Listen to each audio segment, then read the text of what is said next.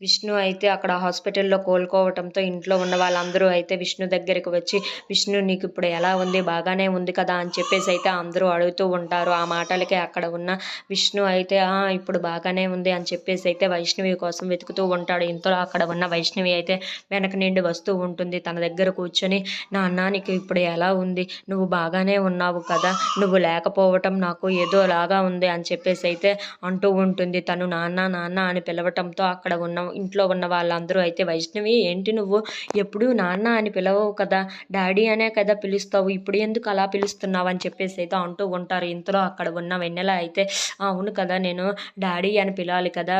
నాన్న అని పిలిచానేంటి?" అని చెప్పేసైతే ఒక్కసారిగా మాట్లాడకుండా సైలెంట్‌గా అయితే ఉండిపోతుంది. ఇంతలో అక్కడ ఉండి విష్ణుని చూసి, డాడీ ఇప్పుడు నీకు బాగానే ఉంది కదా! నీకేం ప్రాబ్లమ్ లేదు కదా! మనం ఇంటికెళ్ళిపోవచ్చు కదా!" అని చెప్పేసైతే అంటూ ఉంటుంది. ఆ మాటలకు అక్కడ ఉన్న విష్ణు అయితే, నాకిప్పుడు బాగానే ఉందమ్మా. మనం ఇంటికి వెళ్ళిపోవచ్చు" అని చెప్పేసైతే అంటూ ఉంటాడు. ఆ మాటలు విన్న అక్కడ వైష్ణవి అయితే చాలా సంతోషిస్తూ ఉంటుంది. సరే అని చెప్పి ఇంట్లో ఉన్న వాళ్ళందరూ అయితే విష్ణుని చూసి చాలా సంతోషిస్తూ ఉంటారు. If you like this video please like, share and subscribe friends.